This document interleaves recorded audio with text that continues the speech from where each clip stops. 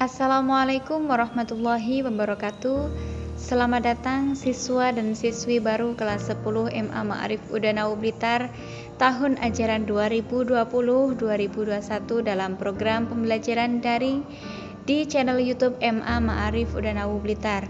Sebelumnya, perkenalkan saya Bu Ulul Wayanti Habibah yang akan menemani kegiatan belajar mengajar kita dalam mata pelajaran pendidikan kewarganegaraan. Berikut adalah video pembelajaran PKN kelas 10 MA Ma'arif plus keterampilan Udanau Blitar. Untuk bab yang pertama, kita akan mempelajari tentang nilai-nilai Pancasila dalam kerangka praktik penyelenggaraan pemerintahan negara. Namun, sebelum kita memulai pembelajaran, berikut tujuan pembelajaran yang harus dicapai pada bab 1. Yang pertama, siswa harus mampu memahami sistem pembagian kekuasaan negara Republik Indonesia. Yang kedua, siswa dapat memahami kedudukan dan fungsi Kementerian Negara Republik Indonesia. Dan yang ketiga, siswa dapat memahami nilai-nilai Pancasila dalam penyelenggaraan pemerintahan. Untuk subbab yang pertama, kita akan mempelajari tentang sistem pembagian kekuasaan negara Republik Indonesia. Jadi, pada dasarnya, negara itu merupakan organisasi kekuasaan. Nah, kekuasaan negara merupakan kewenangan negara untuk mengatur seluruh rakyatnya untuk mencapai keadilan dan kemakmuran. Dengan begitu, terdapat berbagai macam-macam kekuasaan negara. Ada 3. Yang pertama adalah kekuasaan legislatif, kekuasaan eksekutif, dan kekuasaan yudikatif. Adapun kekuasaan legislatif itu adalah kekuasaan untuk membuat atau membentuk undang-undang. Kekuasaan legislatif di sini dipegang oleh Dewan Perwakilan Rakyat sebagaimana ditegaskan dalam pasal 20 ayat 1 Undang-Undang Dasar Negara Republik Indonesia tahun 1945. Kemudian di sini ada kekuasaan eksekutif, yaitu kekuasaan untuk melaksanakan undang-undang.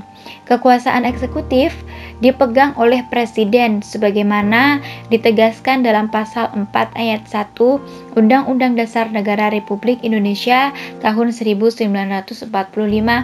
Kemudian kekuasaan yudikatif di sini adalah kekuasaan untuk mempertahankan undang-undang, termasuk kekuasaan untuk mengadili setiap pelanggaran undang-undang.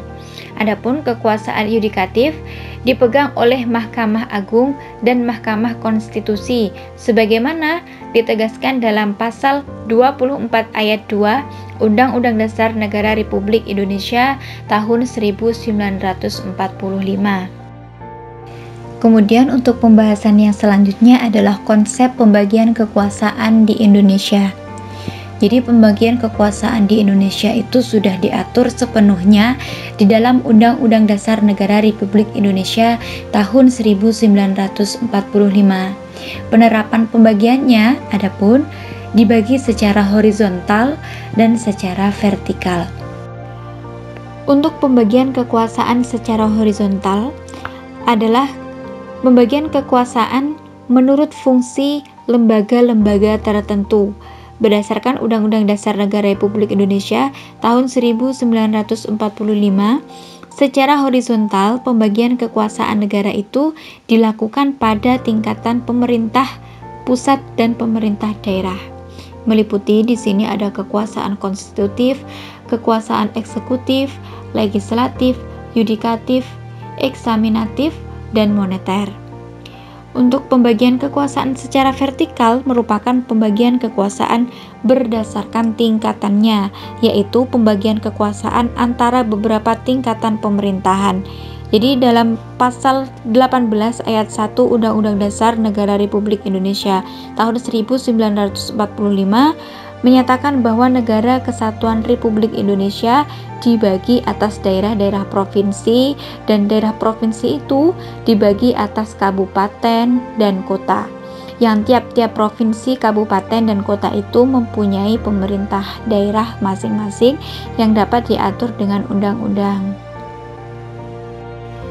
Kemudian untuk subbab yang kedua kita akan mempelajari tentang kedudukan dan fungsi Kementerian Negara Republik Indonesia dan lembaga pemerintahan non-kementerian.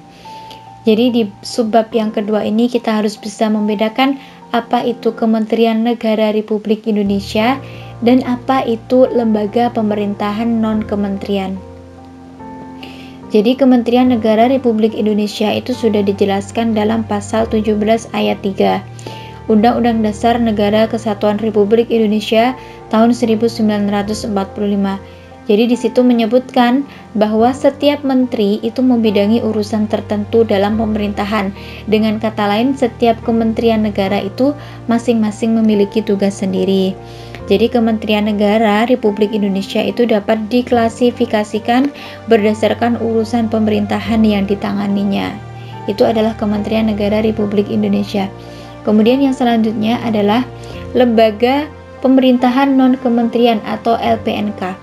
Jadi lembaga yang dibentuk untuk membantu presiden dalam melaksanakan tugas pemerintahan tertentu. Jadi di sini sudah disebutkan beberapa contoh, yaitu adalah Arsip Nasional Republik Indonesia atau ANRI. Kemudian di sini ada Badan Informasi Geospasial atau BIG, kemudian ada Badan Intelijen Negara atau BIN, kemudian ada juga Badan Kepegawaian Negara atau BKN. Jadi untuk subbab terakhir di bab 1, kita akan mempelajari tentang nilai-nilai Pancasila dalam penyelenggaraan pemerintahan. Jadi Pancasila yang termuat dalam pembukaan Undang-Undang Dasar 1945 itu merupakan landasan bangsa Indonesia yang mengandung 3 tata nilai utama, yaitu ada dimensi spiritual, ada dimensi kultural, dan dimensi institusional, yang mana ketiga nilai tersebut harus teraktualisasi dalam penyelenggaraan pemerintahan. Jadi nilai Pancasila itu harus dipandang sebagai satu kesatuan utuh di setiap praktik penyelenggaraan pemerintahan yang mengandung makna bahwa ada sumber-sumber spiritual yang harus dipertimbangkan dalam memberikan pelayanan kepada masyarakat agar tidak terjadi perlakuan yang sewenang dan diskriminatif. Jadi 3 nilai utama yang tertuang dalam pembukaan Undang-Undang Dasar 1945 tersebut harus menjadi pertimbangan dan perhatian dalam sistem dan proses penyelenggaraan pemerintahan dan pembangunan bangsa. Demikian materi pembelajaran bab 1, semoga bermanfaat. Kurang lebihnya Bu Ulul mohon maaf. Wassalamualaikum warahmatullahi wabarakatuh.